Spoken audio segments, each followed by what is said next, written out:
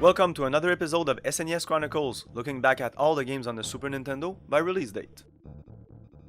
Earth Defense Force, or Super Earth Defense Force. That's what happens when you put Super in front of every title. It's not even consistent. On the box it doesn't say Super, but in the title screen it does. Come on, get on with it. I never fully realized how many shooters there are in the Super Nintendo. I wasn't really into them when I was young. It's a pretty good port of the arcade version. The music, as is the case with every shooter, is pretty good. It seems you can't do a shooter with bad music. Graphics are nice, but nothing really pops out.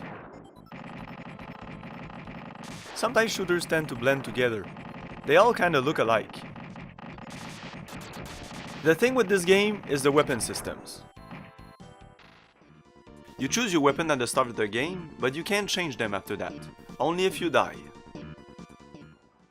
You have a choice of 8 weapons, but you'll soon find out that most of them suck. Shooting enemies power-ups your weapon.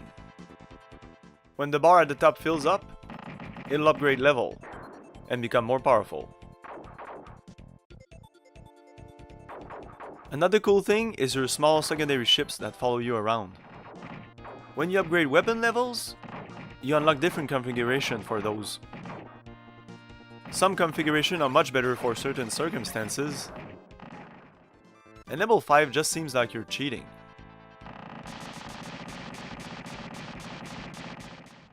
Another neat feature is you can change the speed of your ship. You don't see that often in shooters, and you don't need to pick up items. You just press a button, and you have the choice of 3 speed. I usually put it on maximum, because you have to move in this game, a lot. There's a lot of stuff on the screen and you have to constantly move to avoid bullets and enemies. And the fact that your ship is a pretty big target doesn't help. That's why some of the better weapons are homing. The ability to shoot in all directions while avoiding bullets and enemies is really useful. Since it's pretty tough not to get hit, you have shields. You can be hit 3 times before dying. But when you die, it's already continue time. And you only got 3. Continues here are treated more like lives. So you could say this game is 3 lives, no continue. It's pretty unforgiving for a shooter.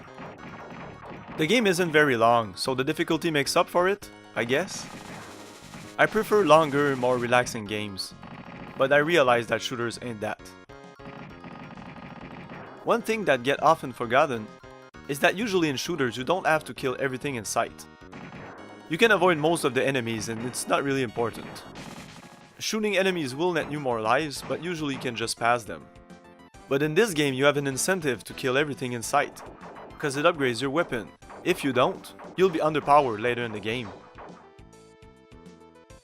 It's a pretty fun game, but for me it's a good game in short span. It brings a couple of new things to the table, but I just find it boring after a while.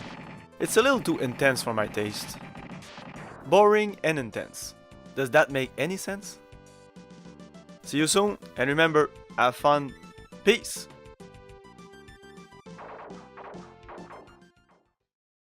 Please leave a like, and show your appreciation even further by sharing or commenting. If you like the content, please subscribe to the channel. Other episodes can be found in the SNES Chronicles playlist. And lots of other interesting retro gaming content is available on the channel. Come check it out. Follow me on Twitter or Facebook for updates. Check the links in the description.